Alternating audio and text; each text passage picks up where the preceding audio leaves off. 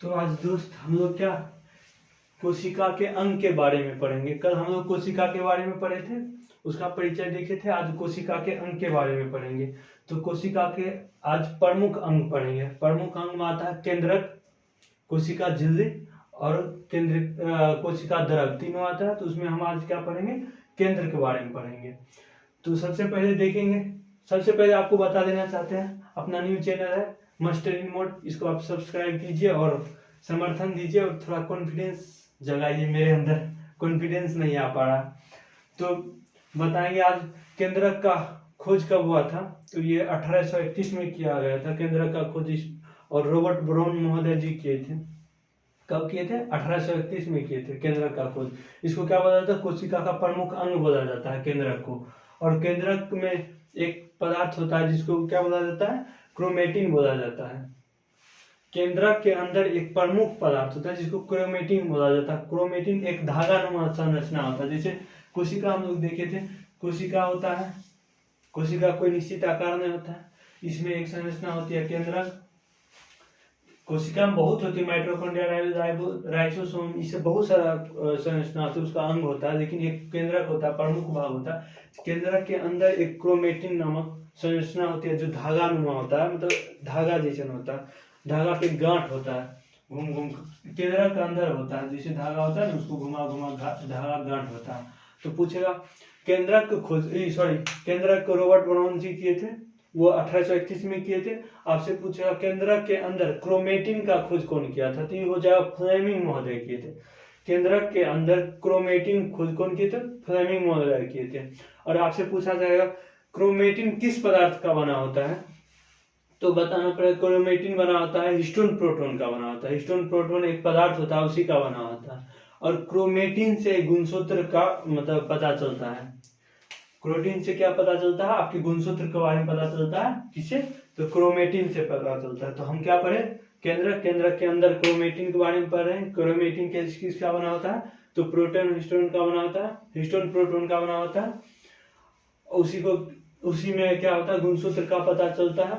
और बता देना चाहते हैं गुणसूत्र क्या होता है। तो प्रत्येक जाति का अलग अलग गुणसूत्र होता है। जैसे मनुष्य जाति में अलग गुणसूत्र है 23, मनुष्य जाति में 23 जोड़ा यानी 46 गुणसूत्र होता है। बंदर में 21 जोड़ा यानी 42 गुणसूत्र होता है। मतलब प्रत्येक जाति का अलग अलग गुणसूत्र होता है, उसके मतलब उस जाति के हिसाब से होता है। पूरा मनुष्य जाति में तो 23 ही जोड़ा होगा यानी 46 को, और पूरा बंदर जाति में होगा 21 दूना 42 को, 21 जोड़ा। और जैसे चिंपैंजी उसमें कितना होता है? 24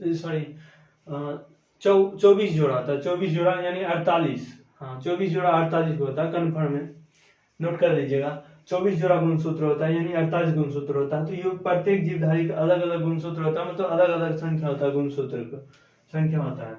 तो गुणसूत्र, आप फिर पूछेगा कि गुणसूत्र क्या काम होता है। तो गुणसूत्र पर जीन होता है। जीन एक मतलब अंग होता है कोशिका का सबसे छोटा। जब आप माइक्रोस्कोप से देखिएगा तो देखिएगा जीन क्या होता है? तो मतलब वंशागति का वाहक होता है। जैसे कुछ लक्षण का वाहक होता है। जैसे इंसान कोई लक्षण है, वो एक पीढ़ी से दूसरे पीढ़ी में कैसे जाएगा, तो जीन के सहायता से जाता है।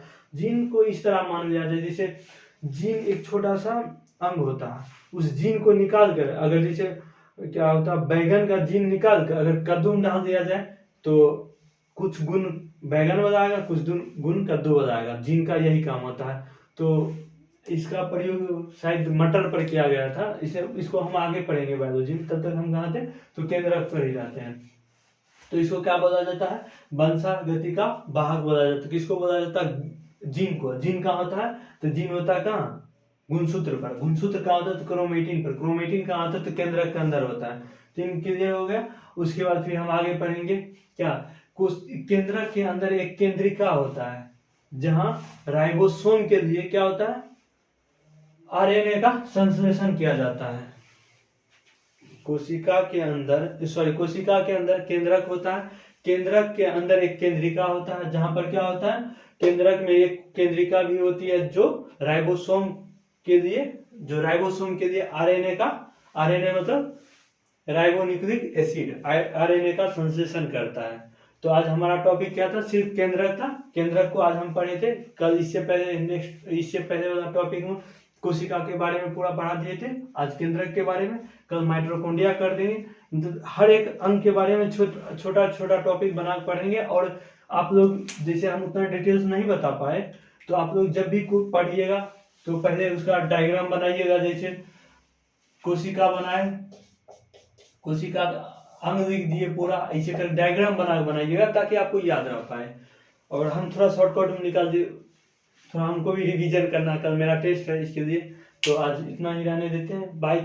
और आपको बस यही बताना चाहेंगे, सब्सक्राइब कर दीजिएगा, लाइक कर दीजिएगा और अपने दोस्त को शेयर भी कर दीजिएगा ताकि वो अच्छा समझ ले केंद्रक के बारे में। और हर अंग के बारे में अलग अलग वीडियो बनेगा, छोटा वीडियो रहेगा, बस परफेक्ट होगा, जो कि आप स्पीड में करके देख सकते हैं, जैसे मन हो वैसे आप देख सकते हैं। तो बाय, आज यहीं तक रहने देते हैं।